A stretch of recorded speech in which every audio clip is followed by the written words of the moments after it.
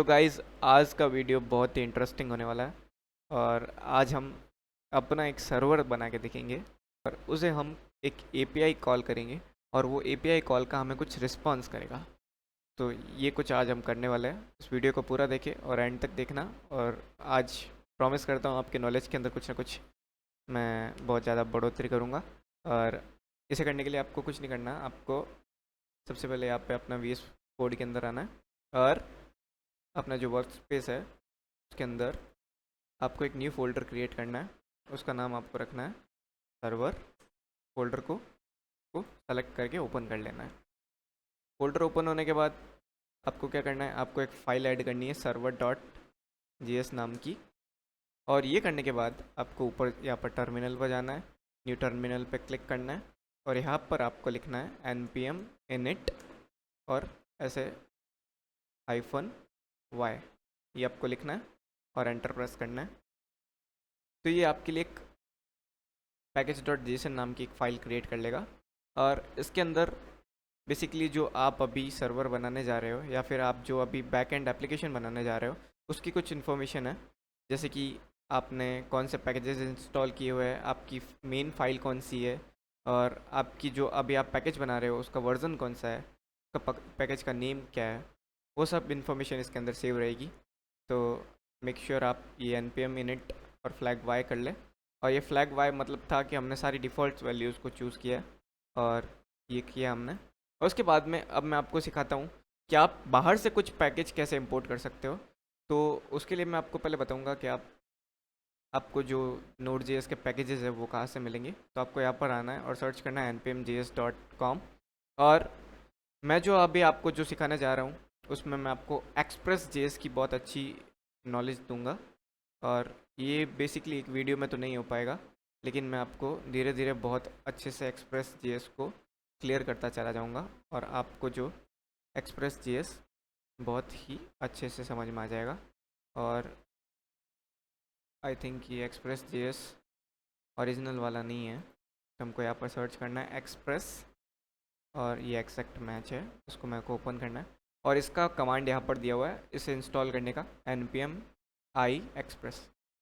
मुझे इस पर क्लिक करना है, ये कॉपी हो गया कमांड और मुझे यहाँ पर आना है वीएस कोड में वापस मेरे टर्मिनल पे और ये कमांड मुझे यहाँ पर पेस्ट कर देना है npm i express। ये जैसे ही मैंने यहाँ पर एंटर प्रेस किया तो इसने कुछ नोड जो npm.js की जो वेबसाइट थी उस पर उसके ऊपर जो एक्सप्रेस पैकेज था उसने इसे यहाँ पर नोड मॉड्यूल्स के अंदर आकर एक्सप्रेस नाम से यहाँ पर ये देखिए एक्सप्रेस फोल्डर है, इसके अंदर वो सब कुछ उसने स्टोर कर लिया। तो अब हम क्या कर सकते हैं कि बाहर किसी पैकेज के अंदर अगर कुछ फंक्शंस है तो हम उन्हें अपने अपने पैकेज के अंदर हम यूज़ कर सकते हैं या फिर अपने उससे प्रोजेक्ट के अंदर हम यूज़ कर सकते हैं। तो उसको करने के लिए बहुत ही सिंपल है। तो आपको यहाँ पर आना है और उसको इस npm.js की वेबसाइट पर इसकी कुछ ब्रीफ हमें इंट्रोडक्शन दिया हुआ है कि ये काम कैसे करता है। तो हमें एक वेरिएबल बनाना है और ये रिक्वायर का मतलब है यहाँ पर कि हम बाहर से किसी पैकेज को जब हम यूज़ कर रहे हैं तब हम रिक्वायर लगाएंगे। और या फिर हम किसी इनबिल्ट मतलब हमारे प्रोजेक्ट के अंदर ही हम किसी दूसरी फाइल से कुछ फंक्शन वगैरह कुछ इंपोर्ट कर रहे हैं तो भी हम ये रिक्वायर कीवर्ड का यूज़ करेंगे। और ये रिक्वायर बेसिकली एक फंक्शन है जो कि एक आर्ग्यूमेंट लेगा। और अगर वो पैकेज हमने इंस्टॉल कर रखा है npm की वेबसाइट से तो हमें यहाँ पर सीधा उसका नाम लिखना होता है। और अगर हमने उसी अपने प्रोजेक्ट में से यूज़ कर रहे हैं किसी दूसरी फाइल से तो हमें उसका पाथ देना पड़ता है। तो वो मैं आगे आपको दिखाऊंगा। और आपको सबसे पहले यहाँ पर आना है, यहाँ पर देखिए लिखा हुआ है const express is equals to require express. तो ये मतलब जो वो मॉड्यूल है एक्सप्रेस का हमने उसको इम्पोर्ट किया है और अब हम उसको यूज़ करने के लिए रेडी है। और सेकंड जो ये एक्सप्रेशन है वो है app constant app is equals to express. जो ये फंक्शन था इसको हम यहाँ पर रन करके उसे ऐप को हम बेसिकली हम ऐप के अंदर उसका एक प्रोटोटाइप बना रहे हैं और फिर हम ऐप से हम सारे फंक्शन जो एक्सप्रेस के हैं वो हम ऐप पे यूज़ कर सकते हैं। तभी चलिए देखते हैं हम कैसे कर लेंगे वो। और सबसे पहले आपको करना है const express is equals to require express. ये आपको सबसे पहले एक्सप्रेशन लिखना है। और ये एक्सप्रेस हमने क्यों लिखा, क्योंकि हमने यहाँ पर ये देखिए डिपेंडेंसीज के अंदर हमारे पास एक्सप्रेस इंस्टॉल्ड है और हमने ये एक्सप्रेस इसलिए हम डायरेक्ट इसको यूज़ कर पा रहे हैं क्योंकि हमारे पैकेज डॉट जेसन के अंदर हमारे पास इसका रेफरेंस है कि ये नोड मॉड्यूल्स के अंदर कहाँ पर स्टोर है, तो हम इसको डायरेक्ट यूज़ कर पा रहे हैं इस एक्सप्रेस नेम के साथ। और ये नीचे ट्रिपल डॉट लगाया हुआ आ रहा है, मतलब नो प्रॉब्लम, मतलब हमने जो ये पैकेज अभी इंपोर्ट किया है वो इंपोर्ट हो चुका है। ठीक है, अब हमें दूसरा जो कॉन्स्टेंट बनाना था वो था ऐप इज़ इक्वल्स टू, और इस एक्सप्रेस फंक्शन का हमें एक प्रोटोटाइप हमारे इसमें बनाना है। ये देखिए, app is equals to, app is declared but it's value is never read. ठीक है, तो अब हम क्या कर सकते हैं। अब बेसिकली एक सर्वर क्या होता है, एक सर्वर होता है जो कि मतलब बैक एंड के अंदर वो हर रिक्वेस्ट को लिसन करता रहता है बैठे बैठे, और अगर उसको कुछ वैलिड मतलब उसके अकॉर्डिंग की कुछ रिक्वेस्ट लगती है तो उसका रिस्पॉन्स भी करता है, और वो रिस्पॉन्स वही करता है जो डेवलपर ने उसे बताया होता है कि अगर ये वाली रिक्वेस्ट आती है तो ये रिस्पॉन्स करना है। तो हम सबसे पहले देख लेते हैं कि हम किसी सर्वर को लिसन कैसे करवा सकते हैं। तो अब जब आपने एक्सप्रेस का आपने प्रोटोटाइप बना ही लिया है तो आप इसको अब कहीं पे भी यूज़ कर सकते हो, और आप इसे ऐप डॉट, आप इसे ऐप डॉट, यार ये क्या है, मैं टैब 9 अभी बंद कर लेता हूँ, टैब 9 डिसेबल,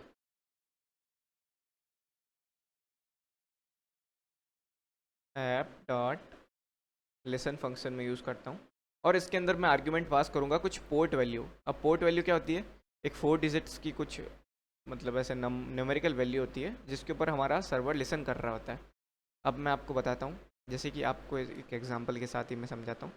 हमारा हम कंसिडर कर रहे हैं कि हमारा जो सर्वर होगा वो पोर्ट नंबर 3000 पे लिसन करेगा, और अब जब हमारी एप्लीकेशन ये मतलब लोकल होस्ट पे हमने जब इसी लोकल मशीन के ऊपर हमने रन कर रखी है तो फिर हम उसे बोलेंगे लोकल होस्ट। और जब लोकल होस्ट के साथ हम कुछ पोर्ट नंबर अटैच करके हम अगर उसको कुछ रिक्वेस्ट सेंड करेंगे तो हमारा सर्वर उसको लिसन करने लग जाएगा। अभी जो हम बेसिकली सर्वर बना रहे हैं वो उसको लिसन करना चालू कर लेगा।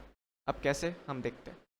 अब इस सर्वर डॉट जेएस फाइल को हमको रन करना पड़ेगा, तो वो हम करेंगे सर्वर डॉट जेएस के साथ। ठीक है, उसने कुछ प्रॉब्लम दी है, हमने इसे लिसन फंक्शन की जगह हमने लिसन लिख दिया, सॉरी।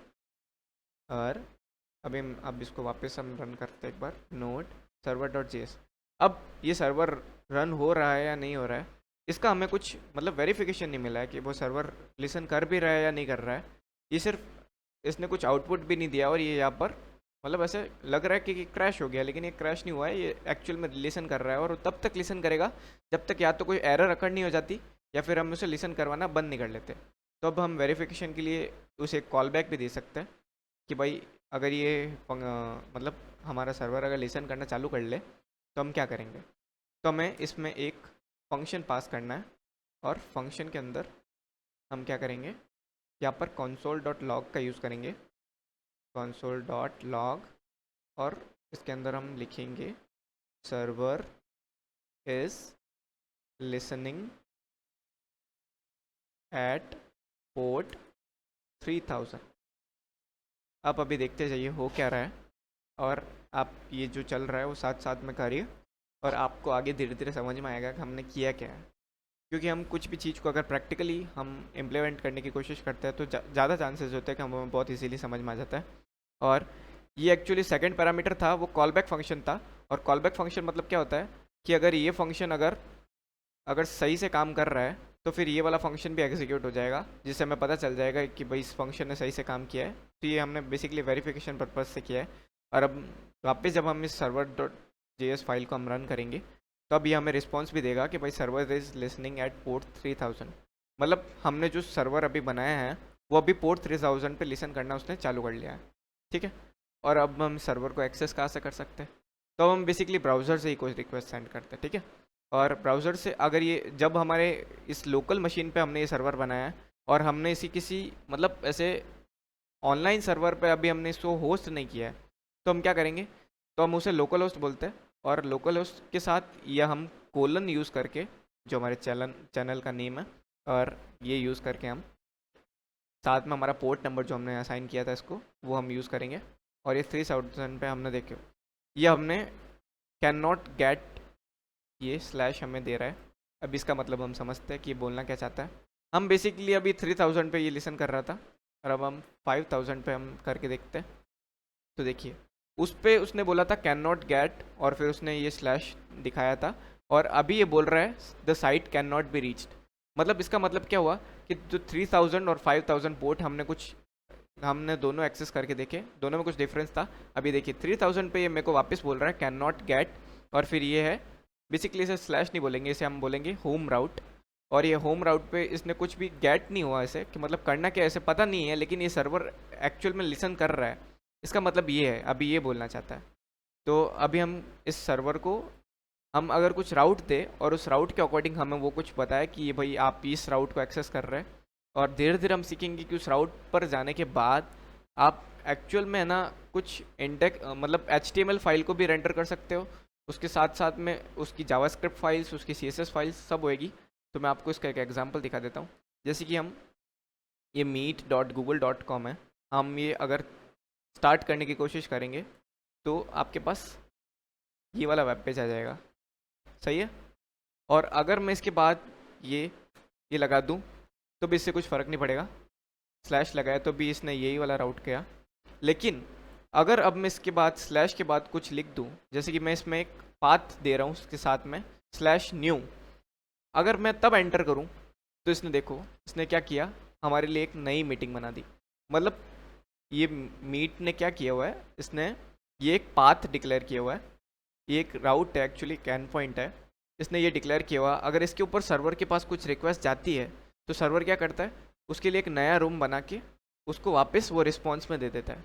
तो ये कुछ हुआ था, ये कुछ इसकी मतलब थियोरी थी। और अब हम देखेंगे कि इस हमने जब स्लैश न्यू राउट किया था उसमें तो वो काम किया था। तो हम चाहेंगे कि कुछ हम अपना कुछ राउट बनाएं, तो उसके ऊपर हम अगर कुछ वैल्यू पास करें तो वो भी ऐसे ही काम करनी चाहिए। और बेसिकली बाकी जो यूट्यूबर्स है वो आपको कुछ अलग सिखाएंगे, वो आपको नोड सिखाने के साथ साथ आपको उनके फाइल मैनेजमेंट सिस्टम्स, वो असिंक राउट्स और पाइपलाइंस वगैरह, स्ट्रीम्स वगैरह वो सिखाएंगे। लेकिन मैं आपको पहले मेरे एक अलग तरीके से सिखा रहा हूँ ताकि आपको कुछ ज़्यादा समझ में आए। और अगर आप ये Node.js में अगर आप बैकएंड बनाना सीख जाएंगे तो आप धीरे धीरे आप फाइल सिस्टम और वगैरह वो सब भी आप आराम से सीख जाएंगे। तो इसके लिए मैंने पहले ये रास्ता चूज़ किया है कि मैं आपको पहले ये सिखाऊं कि एक्सप्रेस में हम एक सर्वर कैसे बना सकते हैं। और बेसिकली हम एक API डिज़ाइन कर रहे हैं जो कि क्या कर रहा है, किसी रिक्वेस्ट को एक्सेप्ट करेगा और साथ में सर्वर से उस सर्वर पे उसको प्रोसेस करके फिर आपको कुछ रेस्पॉन्स में कुछ ना कुछ आउटपुट देगा। तो अब हम देखते हैं कि जब जब हमने इस पे ये रिक्वेस्ट करी थी तो इसने हमें बोला था कैन नॉट गेट, मतलब यहाँ पे कुछ ना कुछ एक गेट फंक्शन है, हमको उसको भी यूज़ करना पड़ेगा। तो हम देखते हैं ऐप डॉट, एक तो एप्लीकेशन बार बार आ रहा है ऐप, मैंने एक्चुअली टैब 9 को डिसेबल किया था लेकिन ये रीलोड मांग रहा था, तो मैं एक बार रीलोड कर लेता हूँ। और अब ये टैब 9 हमें परेशान नहीं करेगा बीच बीच में, ठीक है। तो अब मैं वापस करता हूँ app dot listen, actually listen तो हमने कर लिया है। और अब मैम अगर कुछ हमें रिक्वेस्ट, अगर इस सर्वर पे अगर कुछ रिक्वेस्ट गेट होती है तो उसको उससे क्या रिस्पॉन्स करना है, तो इसके अंदर भी एक कॉल बैक फंक्शन होता है। और इस कॉल बैक फंक्शन के अंदर हमने जो कुछ भी लिखा होता है वो उस एट द मोमेंट मतलब वो रन हो जाता है अगर उसे कुछ रिक्वेस्ट मिलती है तो। तब देखिए ये फंक्शन, ये कॉल बैक फंक्शन है, और इस कॉल बैक फंक्शन के अंदर हमें 3 आर्ग्यूमेंट देने पड़ते हैं, या फिर हम 2 भी दे सकते हैं। और फर्स्ट उसमें से जो है वो है रिक्वेस्ट, जो मतलब हमारे पास जो रिक्वेस्ट आती है हम उसको हैंडल कर सकते हैं इस आर्ग्यूमेंट की हेल्प से। और बेसिकली अभी हम इस फंक्शन को डिज़ाइन कर रहे हैं, तो ये पैरामीटर है। और एक होता है रेस्पॉन्स, एक्चुअली पैरामीटर नहीं है, ये फंक्शन उन्होंने पहले से डिफाइन कर रखा है, इसके अंदर उन्होंने 3 आर्ग्यूमेंट्स पहले से दे रखे हैं। लेकिन हम इस फंक्शन को अभी यूज़ कर रहे हैं तो ये आर्ग्यूमेंट्स ही हुए। फर्स्ट जो आर्ग्यूमेंट था वो रिक्वेस्ट था, और सेकंड जो आर्ग्यूमेंट था वो रिस्पॉन्स था। तो हम अभी रिक्वेस्ट के अंदर नहीं जाते, और अभी हम रेस्पॉन्स में देखते हैं कि हम रेस्पॉन्स में कैसे कुछ सेंड कर सकते हैं। तो आपको कुछ नहीं करना है, आपको लिखना है रेस्पॉन्स डॉट और सेंड फंक्शन है। तो सेंड फंक्शन के अंदर आप जो भी आर्ग्यूमेंट लिखोगे वो एज इट इज़ हमारे जो मतलब जो हमारा ब्राउज़र था उसके ऊपर जो हमारी स्क्रीन आ रही थी उसके ऊपर एज इट इज़ वहाँ पर प्रिंट हो जाएगा। मैं आपको दिखाता हूँ। अब आप subscribe to colon channel, basically coded मतलब ये कोडेड मैसेज है, जो समझने वाले होंगे वो समझ जाएंगे, मैं अभी कुछ ज़्यादा नहीं बोलूँगा। और अगर हम इस फाइल के अंदर कुछ भी चेंज करते हैं तो हमें इस सर्वर को बंद करके उसे वापस चालू करना पड़ेगा। तो उसके लिए हम क्या करेंगे, वापस लिखेंगे नोड सर्वर डॉट जेएस। और मैंने सर्वर को बंद कैसे किया था मैं आपको वो भी बताता हूँ। आपको कंट्रोल के साथ सी प्रेस करना है, जो जिससे सर्वर जो ये फाइल जो लिसन कर रही थी वो लिसन करना बंद कर देगी। और अब वापस आपको नोड सर्वर डॉट जेएस लिखना है, जिससे ये वापस जो हमने चेंजेस किए हैं वो चेंजेस को अडॉप्ट कर लेगी और वो अडोप्टेड चेंजेस के साथ वापस अपना एक नया सर्वर बना देगी। और अभी हमारा जो सर्वर है वो हमें कुछ ना कुछ रिस्पॉन्स देने वाला है।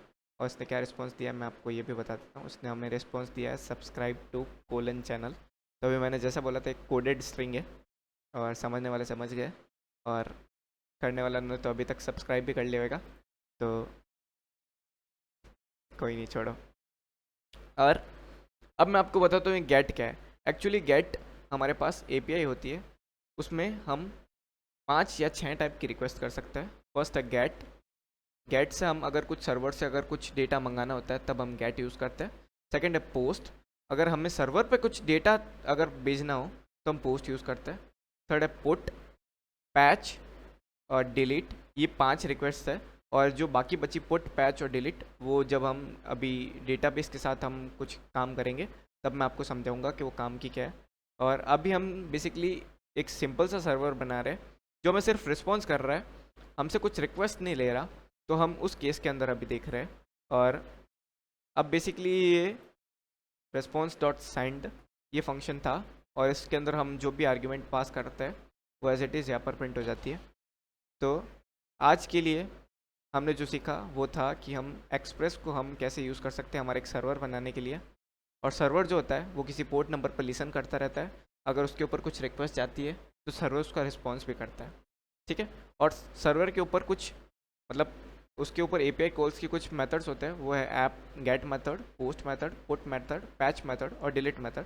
वो हम आगे हमारे जो नेक्स्ट वीडियोज़ है उनके अंदर पढ़ेंगे। तो अगर आज की वीडियो आपको कुछ हेल्पफुल लगी हो, आपको कुछ नया सीखने को मिला हो, तो बेल मतलब सबसे पहले तो लाइक प्रेस कर लेना, उसके बाद में सब्सक्राइब कर लेना और बेल बटन को भी प्रेस कर लेना। और ये वीडियो जो है अपने फ्रेंड्स को भी ज़रूर शेयर करना, और सब्सक्राइब करवा दो यार, सब्सक्राइबर अभी हमारे लिए बहुत ज़्यादा ज़रूरी है।